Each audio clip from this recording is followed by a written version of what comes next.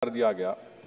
मैं ताज़ियत पेश करना चाहूँगा मौलाना इकबाल को, जो पूंछ के मदरसुल ज़ियाउल उलूम के मुदर्रिस थे। उस 5 साला लड़की मरियम को, जिसको पाकिस्तान की शेलिंग में उसका पेट फट गया।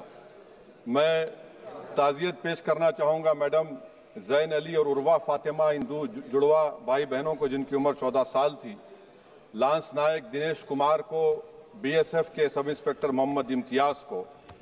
मैं शुक्रिया अदा करना चाहूँगा कश्मीर की आवाम का कि उन्होंने पहलगाम के वाक़े के बाद मस्जिदों से ऐलान किया मजम्मत का, बग़ैर किसी के बोलने पर रोड पर निकलकर उन्होंने पाकिस्तान से आए हुए दहशतगर्दों की मजम्मत की।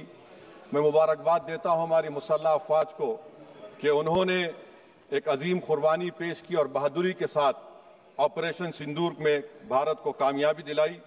मैं मुसल्लह अफ़वाज ने पहले 9 दहशतगर्द ठिकानों पर उनको निशाना बनाया और सबसे मेरी नज़र में जो दहशतगर्दी के दिल पर हमला हुआ वो भावलपुर का था और 6 एयरफील्ड, 3 हैंगर और 2 रनवेज को हमने तबाह किया। बाद में ऑपरेशन सिंदूर की कामयाबी की एक अहम वजह यह थी मैडम कि मुल्क में इत्तेहाद और इत्तेफाक पैदा हो गया था, एक यूफोरिया पैदा हो गया था, मगर अफसोस कि हुकूमत ने उसका फ़ायदा नहीं उठाया। मैं आज भी कह रहा हूं, जिम्मेदारी के साथ कह रहा हूं कि पाकिस्तानी फौज, पाकिस्तान की ISI, पाकिस्तान का डीप स्टेट, उनका हयाती मकसद ये है कि हमेशा भारत को कमज़ोर किया जाए और अगर हमको इन ताकतों को कमज़ोर करना है तो देश में इत्तेहाद और इत्तेफाक को बरकरार रखना पड़ेगा। अगर हम बुलडोज़र के ज़रिए या फिर लिसानी जबर के ज़रिए या मजहबी फ़िरक़ा परस्ती के ज़रिए अक़लियतों को निशाना बनाएंगे तो हम खुदा ना खास्ता उन पड़ोसी मुल्क के दहशतगर्द तंजीमों को कहीं कामयाब ना हो जाए। मैडम, मैं आपके सामने ये भी कहना चाहूँगा कि इत्तेहाद और इत्तेफाक इस मुल्क में जब मजबूत होगा तो हमको बैनुल-अक़वामी सतह पर दिखाने की ज़रूरत नहीं पड़ेगी। मैं आपकी तरफ से हुकूमत से चंद सवालात करना चाहूँगा कि वज़ीर आज़म ने कहा कि खून और पानी एक साथ नहीं बह सकते, आतंकवाद और बातचीत एक साथ नहीं हो सकती। तो मेरा सवाल आपके ज़रिए से वज़ीर आज़म और हुकूमत से ये है, फिर जिन इंसानों को बैसारा की वादी में मारा गया था, क्या आपका ज़मीर इस बात की इजाज़त देता है कि आप ट्रेड बंद कर दिए, पाकिस्तान का एयरक्राफ्ट हमारे एयर स्पेस में नहीं आ सकता, उनकी कश्ती हमारे पानी में नहीं आ सकती, ट्रेड खत्म हो चुका है डायरेक्ट इनडायरेक्टेड, आपका ज़मीर जिंदा क्यों नहीं है?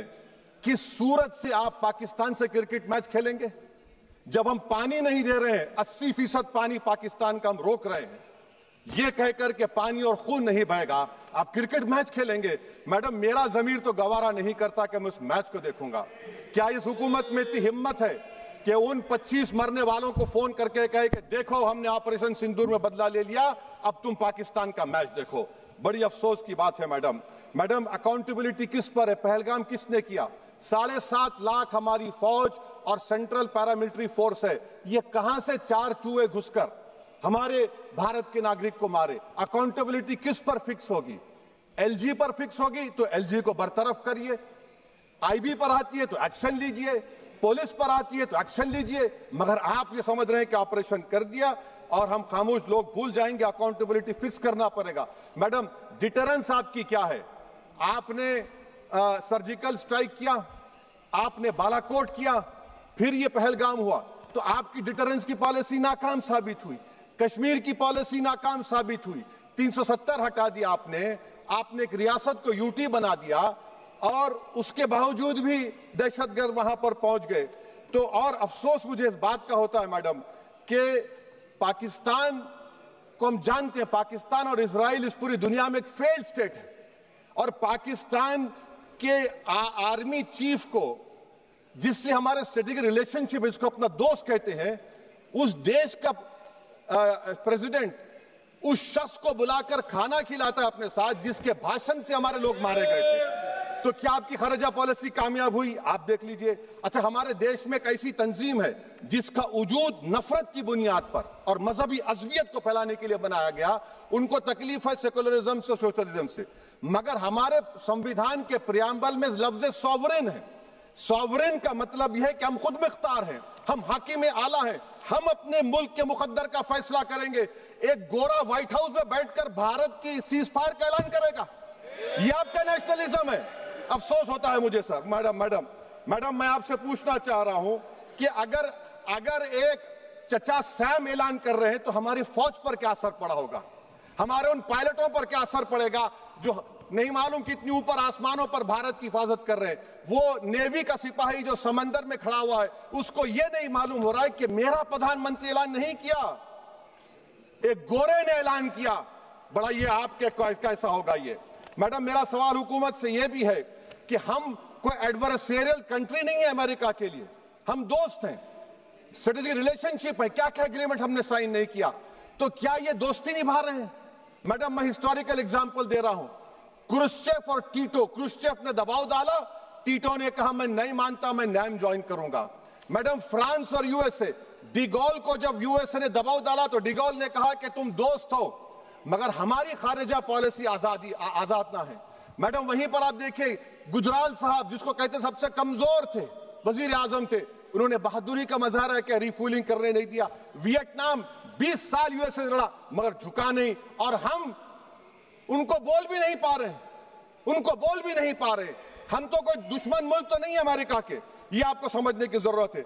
और मैडम यहां पर वजीर खारजा ने कहा वो चीन गए, डिप्टी चीफ ऑफ स्टाफ ने कहा कि चीन के इक्विपमेंट एक लाइव लैब था हमारे उनके लिए। क्या आपने कहा चीन को कि तुमने क्यों दिया पाकिस्तान को हथियार? आप नहीं कहे। और मैडम आप जानते हैं कि रक्षा मंत्री ने कहा कि स्विफ्ट एंड प्रोपोर्शनेट, तो फिर जो इंडोनेशिया मिलिट्री अटैचे ने कहा कि हमको कहा गया मत मारो, हम सेल्फ डिफेंस में भी नहीं मार सकते थे पाकिस्तान को। और अगर आप ट्रंप के बयान को गलत कह रहे हैं कि 5 एयरक्राफ्ट नहीं गिरे, मैं यकीन करता हूं आपकी बात का, आप हमारे पायलट्स को कमेंट करिए ना, हमारे पायलट्स को कमेंट करिए कि हम अपने पायलट्स की तारीफ करते हैं, आप वो भी नहीं करना चाहते।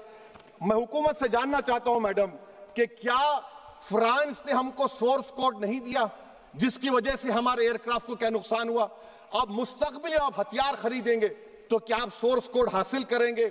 और मैडम मैं आपको बताना चाह रहा हूं, मेरे सवाल का जवाब हुकूमत दे, हमारे पास सैंक्शन जो स्क्वाड्रन है 42 है, 60 साल के बाद सिर्फ 29 काम कर रहे हैं। पाकिस्तान के पास 25 हैं, चीन के पास 50 से ज्यादा हैं। 11 साल से आप सरकार में हैं, सबमरीन नहीं है, थर्ड एयरक्राफ्ट कैरियर कहां पर है आप बताइए। और मैडम FATF में लाना पड़ेगा आपको। अगर आप विश्व गुरु हैं तो हम आपको चैलेंज कर रहे हैं, आप G7 के कंट्रीज को, GCC को और चचा सैम को राजी कराइए कि पाकिस्तान को, मैडम खत्म कर रहा हूं, FATF में दोबारा लाया जाए। मैडम ऑल पार्टी मीटिंग हुई, देखिए कितना कॉन्ट्रडिक्शन है केंद्र सरकार में और स्टेट सरकार में।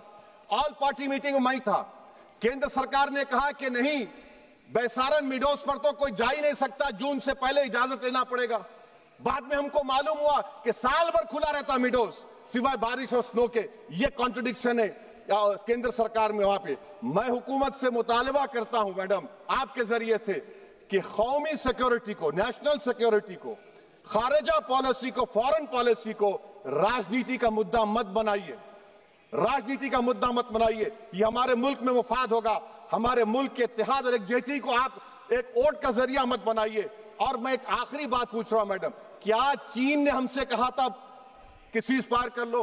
और कैसे पाकिस्तान ने हमारे पायलट्स की बातों को सुना कि हमारा कम्युनिकेशन एनक्रिप्ट नहीं है? मैडम आखिर में मैं अपने शेर से इस अपनी बात को खत्म करूंगा कि अपने ही हाथों से सर अपना कटाना है हमें, मादर हिंद पे भेंट चढ़ाना है हमें, किस तरह मरते हैं एहरारे वतन भारत पर, ये तमाशा है जो दुनिया को दिखाना है हमें।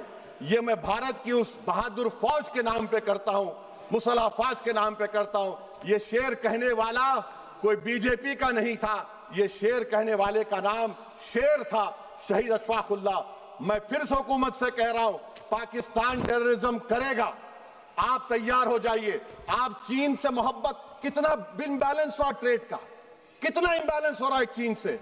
अच्छा जब गलवान हुआ उस वक्त भी ट्रंप ने कहा था कि मैं बात करूंगा, हमने कहा नहीं बात करेंगे, जरूरत नहीं है। आज ट्रंप हमारे से पहले बोलता है इज्जत नफ्स भी कोई चीज होती है, इख्तिदार में कोई यहां रहेगा कोई वहां रहेगा, मगर इख्तिदार में इकबाल होना चाहिए।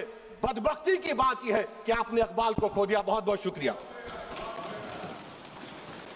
माननीय सदस्य श्री के फ्रांसिस जॉर्ज जी।